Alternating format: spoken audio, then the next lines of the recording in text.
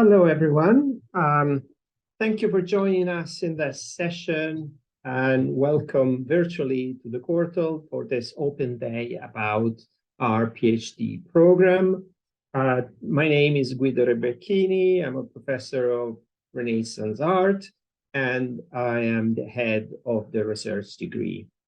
I will today talk you through the various stages of the degree and discuss a bit more with you in general about the program and what are its main characteristics. Alex Hawkins, who is with us also today, will be able to present briefly on the admission process and talk you through the various stages of the admission process, and especially will be able to answer questions you might have about the process. And Michelle is also with us, has joined us as student ambassador, and will briefly share her experience about being a PhD student at the Courtauld, the opportunities that are offered to our students, the possibilities and the learning process that she has experienced during her first year. She's now started her second year. So I shall start by outlining what we are going to say. Why do a PhD? What makes a good PhD topic? What the PhD course looks like in the 3 years of its main 3 years, and then we'll have a presentation on the applications. I will say at the end something about the careers support that we offer during this period. And there will be time for questions at the end. As for questions, I invite you to put your questions in the chat, and I will attend to those towards the end of my presentations today. So to begin with, why do a PhD? To do a PhD requires a strong motivation and there are very many good reasons for approaching this long-term commitment towards a goal that is an in-depth, long and deeply researched piece of writing, that is the thesis in the history of art. So there can be many motivations, of course, for doing a PhD, and certainly the ones that I'd like to highlight is PhD nowadays has become a very important step in one's academic and professional advancement, one that can unlock better career prospects, and that kind of plays into one reputation, fame, and one way in which you present yourself in a range of possible places that following your PhD, including, of course, academia, but also museum, the museum world, but also I would say to the world of the commercial art market. And it is a title that shows that you have been able to go through a period of intense and in-depth study of a subject that is very dear to you. One thing that I always say to prospective students is that you have to love what you do. You're going to marry this topic, this subject, this area, this field of inquiry for 3 or 4 years, and it's got to be something that really you feel intensely for. It's something you want to dedicate time and energy and and really all your intellectual curiosity. Intellectual curiosity for me is the most important aspect of that makes a researcher a good researcher, someone who's curious, of course, primarily in their own field of inquiry, but also around it. Someone who is curious to locate oneself in a larger context. And this is where the Courtauld can really help in prospect future generations of art historians, because the Courtauld is a very kind of broad ranging, offers a very broad ranging fields of art historical investigation, from the early medieval to the what they call now ultra contemporary. And we have in numerous ways these can be explored while you focus, of course, while prospective students focus on their main field of interest. The second question that I think is good to discuss briefly here is what makes a good PhD topic. There's one, I think, key rule for recognizing a good PhD topic is that, and that is the capacity of the topic of the researcher to take a critical topic of research. This is simply to mean that an original topic of research is not enough. To identify a gap in scholarship is not enough for making a good PhD topics. You have to develop your own take through using a method that you will develop over time in conjunction with supervisors, with your supervisor and other members of staff, wherever you will be heading. You will have to consider the subject you choose to study in a critical way, in a way that develops your thinking and in relation to existing scholarship, but that allows you to take new avenues of investigation. I would say that this is even more important than the originality of the topic. You can take a critical stance on a subject that has already been studied much in the past and be very original in the way you approach it. So it is not necessary that the topic be new, but what is really crucial is the way you think about it. So this is where the idea of intellectual curiosity, I think, comes in as the crucial skill, the crucial quality that a PhD researcher is probably going to have here at the Courtauld. So having just briefly and in general presented about this, we can look at what the 3 years of the course look like. Here,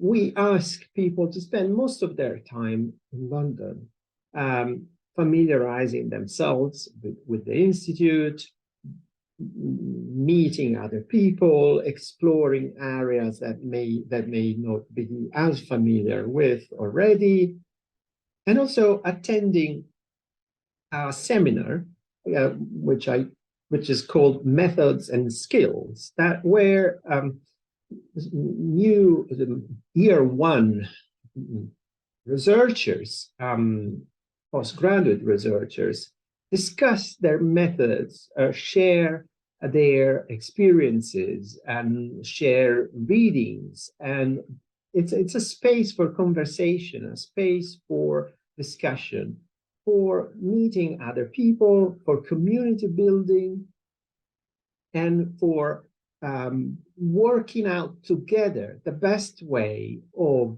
framing your argument and your subject in what will become the upgrade paper. The upgrade paper is a piece of writing of 10,000 words that you hand in April, and which will be examined by your supervisor and an advisor, and will allow to progress to year 2. Beyond this community, kind of communal development of your skills and your interests, there will be, of course, a one-to-one, actually a one-to-one, you will establish a kind of an intense discussion about your subject with your supervisor.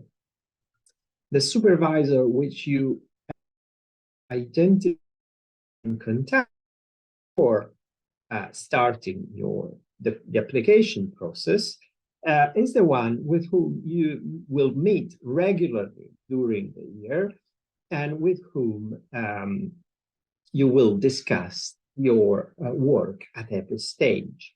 In addition to one supervisor, you will also be assigned an advisor, a secondary supervisor, part of a supervisory team, and someone who will offer advice, as the name goes, at particular moment in time in your progression towards the completion of the doctorate.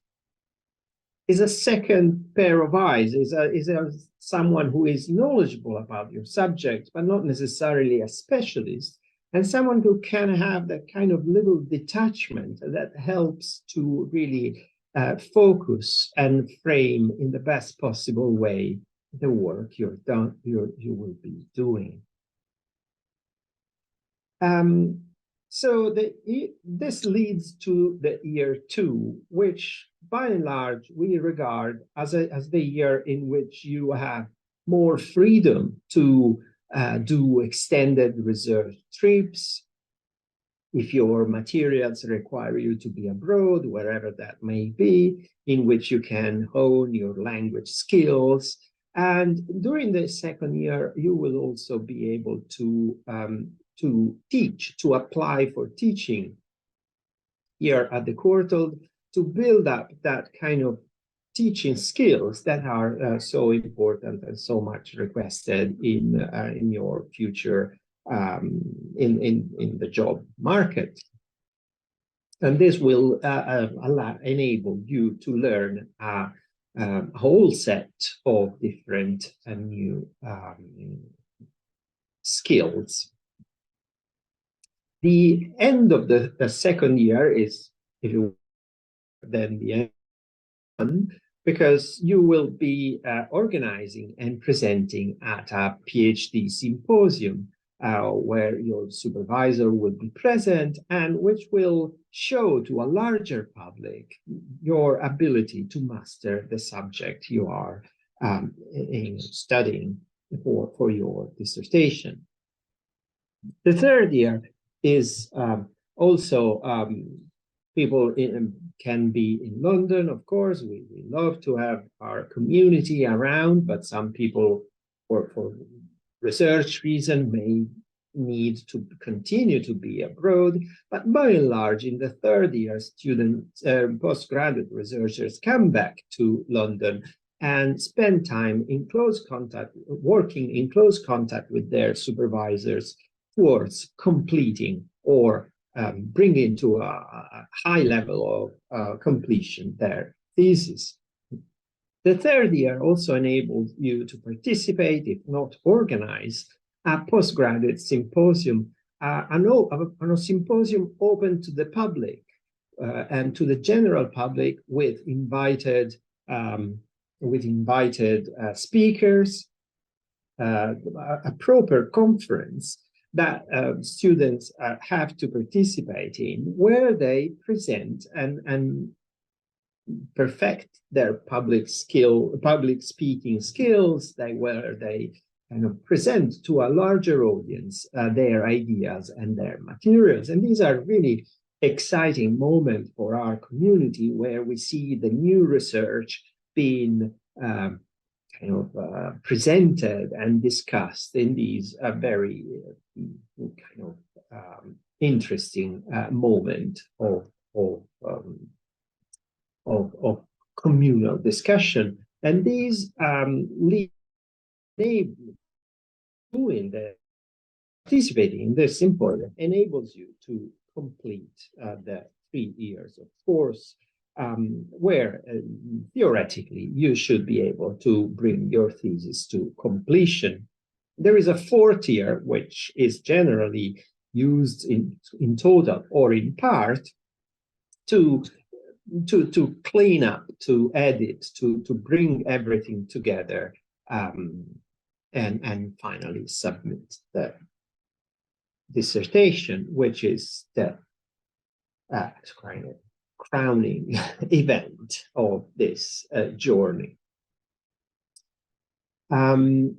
While at the Courtauld, there are, as I was saying before, a wide variety of intellectual opportunities of participating to thematic clusters of researchers. There is a very exciting one on the textile arts that has been very active. There is one on sculpture, and several others. Other groups meet together. We have a Renaissance seminar, we have medieval seminar, we have work in progress seminars, or really a wide range. For those interested in American art, we have a major research center in American art, and what in mediations instead is the journal of our community, which is entirely run, made, and written by students active in our community.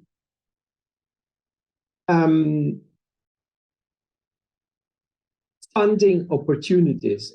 Perhaps Alex might want to say something about these aspects as well as the application process, because it's more related. So I'll pass it to Alex. Thanks, Guido. Yeah, I'll speak to sort of all 3 of these quickly. So we have our own funding via our own Courtauld scholarship process, and we also have we're part of the Chase AHRC consortium, which is a collection of universities based in London and the Southeast, through which you can access for funding. And then linked to that also, there are often opportunities for collaborative doctoral partnerships awards, where you'll be working with an institution or body outside of the Courtauld. It could be something like Tate or something like that. And I'll speak a little bit more about the Chase AHRC funding and how that's integrated into the program application in a little bit. And I'll speak to a bit more of the Courtauld scholarship process then too.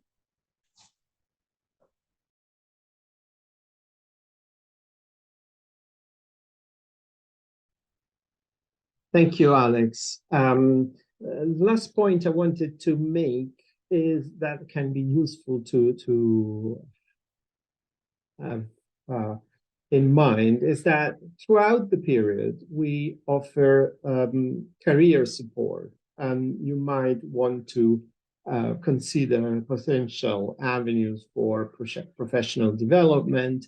You might want to train in job interviews. You might want to be kind of help with figuring out what online resources are available. And this can be done through our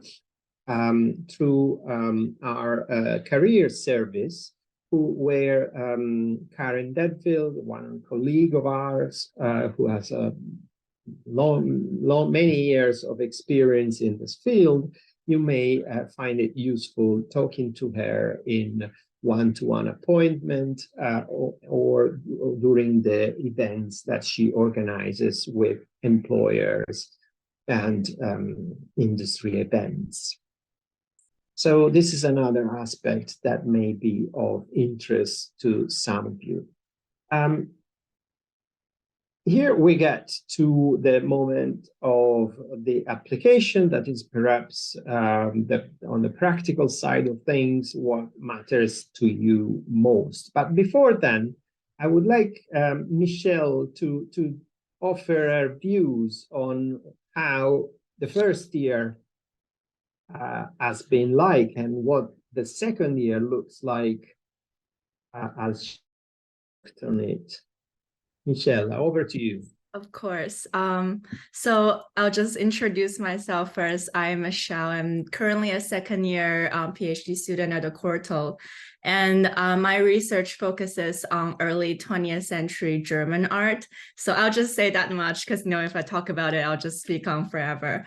And actually, I just started my second year this September, so my first year memory is still pretty much fresh in my head. And I kind of want to start by prefacing that my first year, actually, I think a really important aspect of it is that it actually helped me get funding.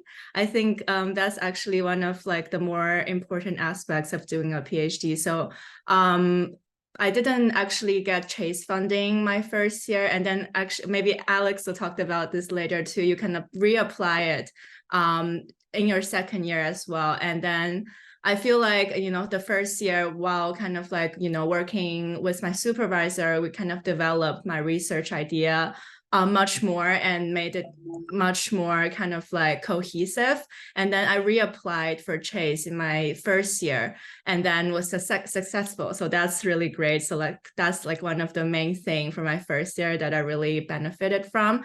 And as Guido said, the skills and method seminar as well is a really great opportunity to kind of meet your cohort. My year, we have quite a small cohort, so we actually all know each other really well and just form a community, which I think is one of the more special things about studying at the Courtauld, because we are an institution that focuses solely on art history and visual culture and conservation.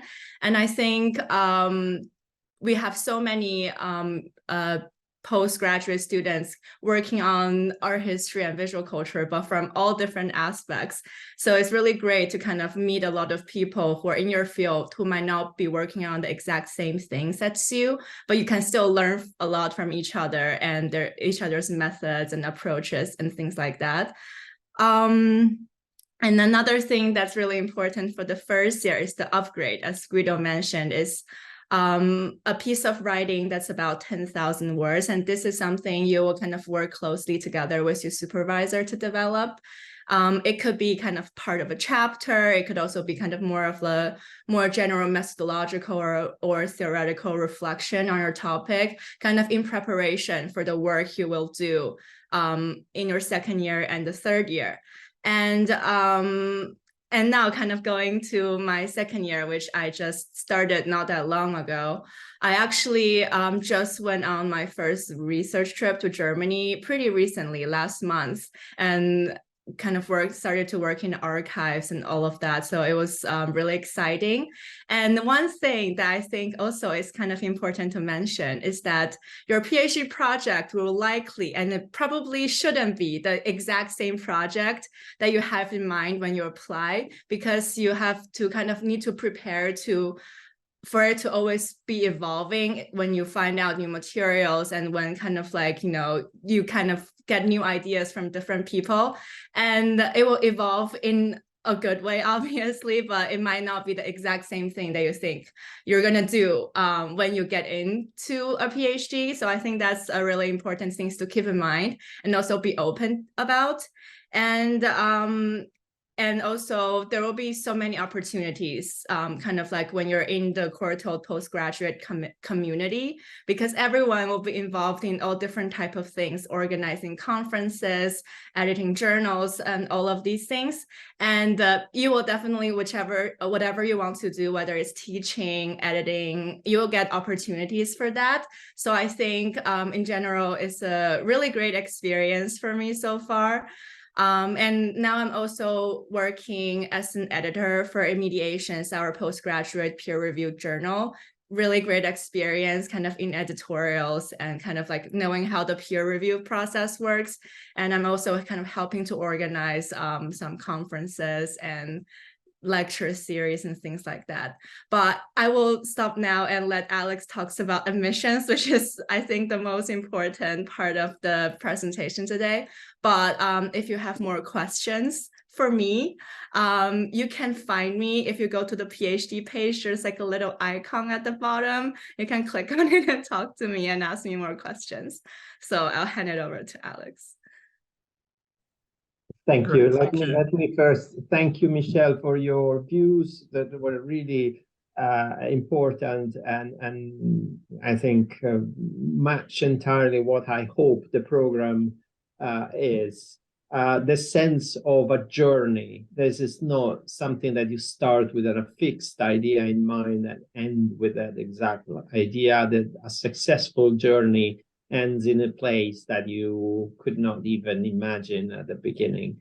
So really, thank you, Michelle, for your contribution. But let's get back to the important practical aspects of applying at this institute. Alex, over to you.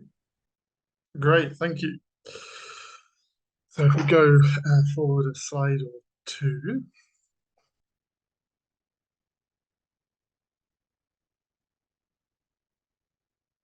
And then, well, yeah, so I'm Alex Hawkins. I'm the admissions enrollment manager at the Courtauld. And just to give you a quick outline of some of the important dates and some of the things that you'll need to provide as part of your application, and just some things to look out for. So we're currently accepting pre-applications. And the kind of last point there, the pre-application deadline is the 17th of November. So not so far away. And that involves sending us a kind of short summary of your research proposal, a CV, and your preferred supervisor. I'm kind of working my way up here. Picking the supervisor is really, really key. If you have a fantastic idea and a kind of sense of where you want to take it, the next thing to do is to really identify who at the Courtauld would be the best place to take that project on, maybe work with you and offer you that kind of advice. And if you look at our faculty page on the Courtauld website, you'll have a list of all the members of faculty, their areas of expertise, some of the projects that they have supervised recently or currently supervising, and you'll get a real sense of where that might fit in. The requirements for the programme, just to give you the kind of UK requirement here, it's an MA in a master's in a relevant subject, a 65% overall, and a dissertation which has a first a distinction, 70%, and equivalencies for those. If you have any questions around if your degree is equivalent to that, if you're studying outside of the UK, please do get in touch with my team at the PG admissions address. We'll give you that at the end of the talk. And if you are applying outside of the UK and you need to provide us with a score for your English language, it's primarily we look for an IELTS of a score of 7, no less than 6.5 in reading and writing. So going on past the pre-application onto the next slide. Once that's been released to members of faculty to make that kind of initial decision, they'll make the next waiting for the next slide.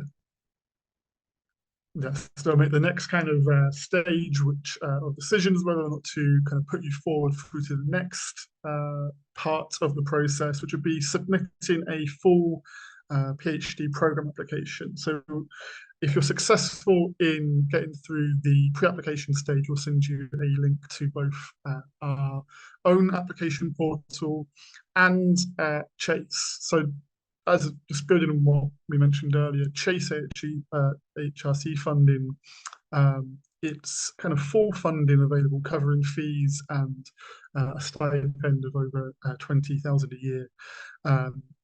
It's eligible to all students, home and overseas, and we kind of combine a lot of the processes and kind of the time frame for a lot of them are linked. So everything here kind of is intrinsically kind of part, shares a lot of the same elements and same guidance. So the applications for our own program, we asked to be completed by the 8th of January. Following that, hopefully you're kind of successful in going to kind of the next stage, where you'd be interviewed by your supervisor, one other member of staff, by the 22nd of January. And then decisions on your acceptance to the program, and also whether or not you'll be nominated to be considered for a Chase Award amongst the whole of the Chase Consortium, is towards the end of February there, after the 21st.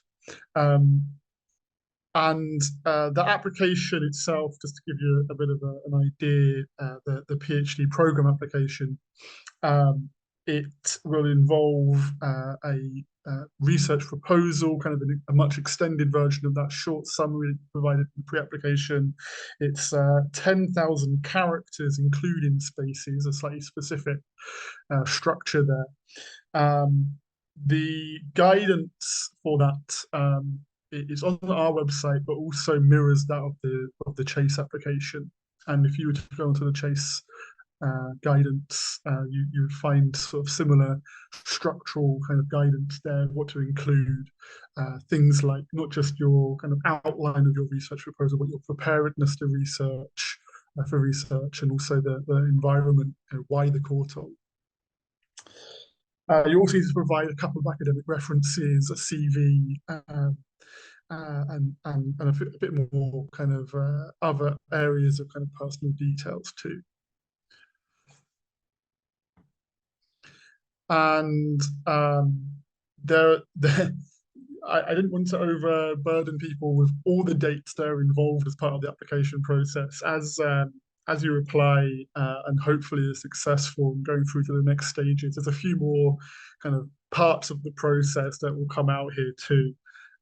So these are some of the key dates, but be prepared for some more dates amongst all of this here too.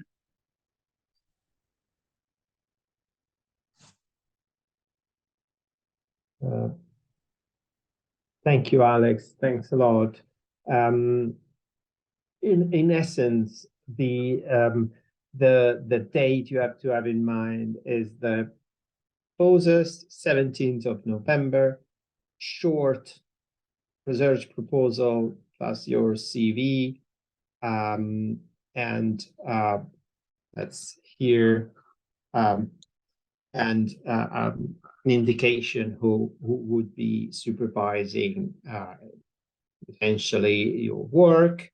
You're very welcome to contact all members of faculty if you think they are suitable to supervise your work. They're all, is the time, we're all very happy to respond and reply if we can, which we invariably do. So thank you for attending this. I will now try to reply to some of the questions that have been put in the Q&A section. Janet asks, how can I find what research has been carried out or is currently being undertaken at the Courtauld when I am concerned not to submit a proposal that duplicates research being done elsewhere. Effectively, there is no way of knowing what is done everywhere in the world, or not even in the UK. The best way is to consult the websites of the main departments in the UK, and certainly of ours, and look at what postgraduate researchers are doing.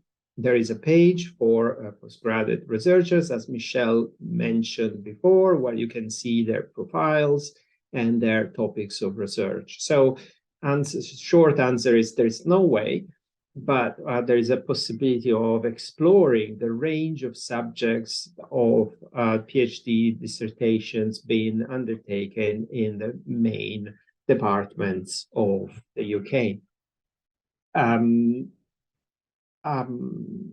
I wouldn't worry too much about this point, because inevitably your point of view from one who might be working on a similar point of view, if that's the case. We have a second question. Also, Janet is out. They are all by Janet. Janet asks, I understand it is possible to undertake a part-time PhD. Yes, it is possible. It is, that means you're supposed to dedicate half of your time to a PhD, which of course enables you to freeze time to work alongside studying for your PhD degree. My recommendation would be that means working part-time means that the PhD lasts up to 8 years. So the type of commitment of wedding with the subject becomes even more important in that case, and the relationship with the institute a bit looser. It also has to be said that across 8 years, many things happened. So in a way, it's a kind of commitment that has to be thought through very carefully. So it is definitely possible. It is something that I'm not recommending, but comes with a few caveats. If at all possible, I would suggest doing the first year and getting into the mood of doing research and conducting this and exploring your ideas, your topic in a fully immersive year, and then shifting to part-time if need be. But I understand this is not always possible. Short answer is yes, but be careful about embarking on a 6 to 8 year journey. Second, what happens between 17th of November and 8th of January? When is response to initial application received? This is more for Alex, but I can tell you that between the 17th of November of January, supervisors look at the application, the short application, the pre-application addressed to them. Then they will get in contact with you and will interview you alongside another member of staff. And this is an opportunity to really flesh out the nature of your project, the reasons, your reasons for doing it, your motivation, and to see whether there is a kind of material, there is agreement that that match with your supervisor is the most suitable one, and it works. At that point, which may happen at some stage, it will vary. There is no fixed date for interviews. Every supervisor will put them in a different moment in time, but between that period and at that point, you will be supervisor will recommend the research degree committee to accept you. And by and large, recommendations are successful unless there are issues of other kinds that do not concern the particular nature of the project. So short answer, there is response to initial application, the official response is after the 8th of January, shortly after the 8th of January. Last question from Janet. Sorry, Janet, but they're all very useful. Thank you for asking these. Do we need to contact potential supervisor before submitting pre-application?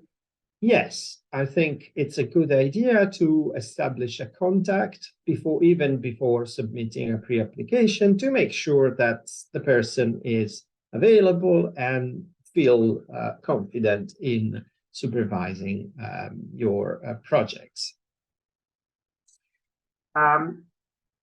William asks, what does interview deadline mean? That the interview should have taken place before this date? Yes. Here the answer is very short. Yes. So by that date, which I don't remember, perhaps Alex can be more precise. Yeah, I think we said it was the 22nd of January. Okay, before the 22nd of January, you will have submitted your full application and you will have had your interview. Am I right?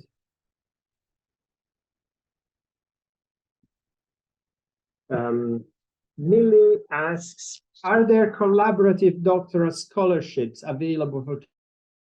And if so, where could we find info?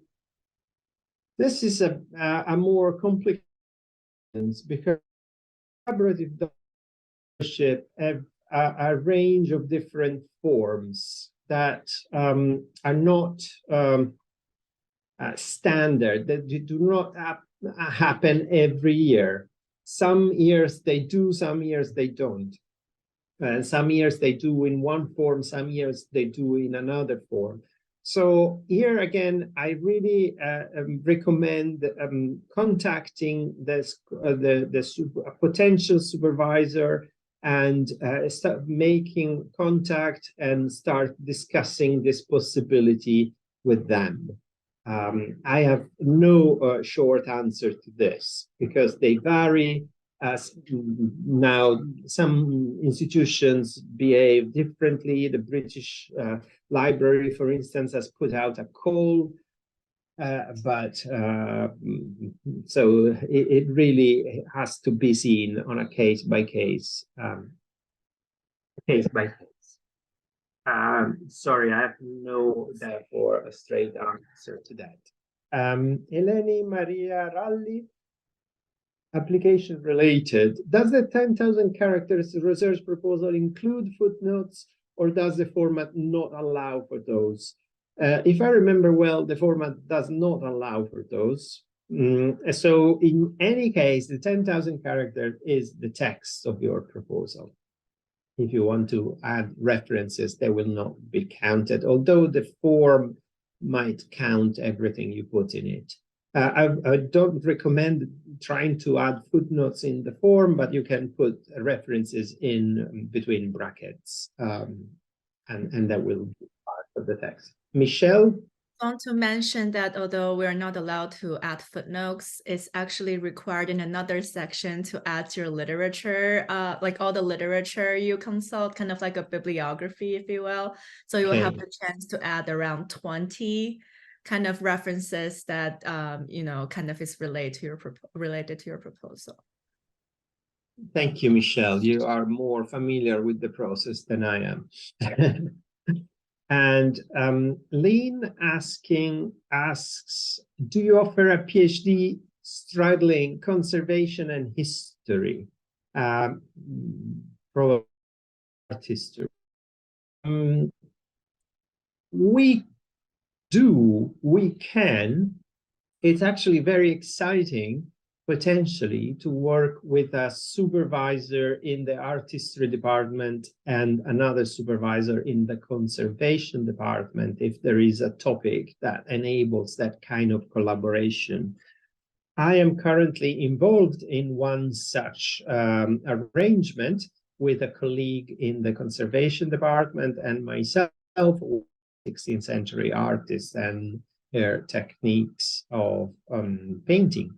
So it is a possibility. Again, this is something that has to be arranged, has to be put in place, and the best way is to contact one of the potential supervisors so as to start the conservation about that. Flora is asking, can you clarify when the initial pre-application submitted by 17 November is usually approved and we should begin writing the next stage if due by January? That's a good point. Alex, do you have the schedule at hand? We haven't. I don't think we've got a specific date out, which is a good question. Usually we would expect the decision back from the supervisor after that deadline within, I would like to say within a week or so. Certainly with a good amount of time ahead of the 8th of January, which is when we want that program application deadline in. But that's a good point, and I think we'll look at getting more clarity up on the website and in our responses to the pre-applications when we send those out. It'd be good to give a kind of solid date there where we can. But I would say there's nothing to stop you. I mean, you probably would want to have had a longer kind of your 10,000 kind of character proposal, your kind of longer form proposal in mind, and then before trimming that down to kind of quick 300-word summary. So I wouldn't necessarily wait until you hear back to begin that longer form proposal. Thank you, Flora. It was a good point, and definitely once the pre-application is in, there'll be a better understanding. However, again, the contacts with your supervisor are the best way of addressing this, because it is really up to them to say whether they want to see your full application. So it can happen even also very, very rapidly through a simple direct email with you. That's not necessarily have to go through the kind of student services. Finally, and just to say, you may well hear before, if you submit it ahead of that deadline, that you'll in all likelihood hear back a decision before the deadline as well. Yes. Because as I was saying, at that point, it's really between the conversation, it really begins to be between yourself and your supervisors. And Flora also asking about whether the 10,000 characters include space, and I think they do. Yes, the form counts space as one character. So the answer is yes there. I hope that answer all the questions, and please add more. I'll wait a couple of minutes for more answers to come in. Meanwhile, I just want to add, kind of like, I remember someone asked what to kind of like do after submitting your pre-application and, you know, the January 8th, like the full length application. I think after you are successful with your pre-application, I in fact recommend you to get into contact with your supervisor to give you some feedback on your pre-application. Also, if you have time, maybe I really recommend to kind of have a full draft of the longer version and then kind of like send it to your potential supervisor and ask for some feedback. So this will kind of really give you an upper hand for like the January 8th deadline. So you will have like a draft of that's already kind of discussed with the supervisor, and you kind of already improved on with their feedback, if that makes any sense. Absolutely. Thank you, Michelle. That really strengthens what I was saying, that after the 17th of November, really, we are all members of staff very happy to hear from you, to start that conversation that may lead to this long-term relationship in discussing, in dealing with the subject that will be at the center of your interest. So there is a bureaucratic element, but there is also a very important direct element of discussion on contents of shared interests that starts immediately after your pre-application. So don't shy away from contacting the supervisor directly before and after the pre-application. Okay, so thank you very much. If there are no more questions, hopefully we have been able to convey most of the information you want to know about the degree at the Courtauld. We hope to see you around in the future, and hope that if you have a further question, get in touch with us through the many possible avenues. You can contact Alex for admissions specific questions, myself for broader questions. It's very easy to find us on, we all have the same Courtauld address, name.surname@courtauld.ac.uk. And hopefully we will hear from you soon, and we will see you around.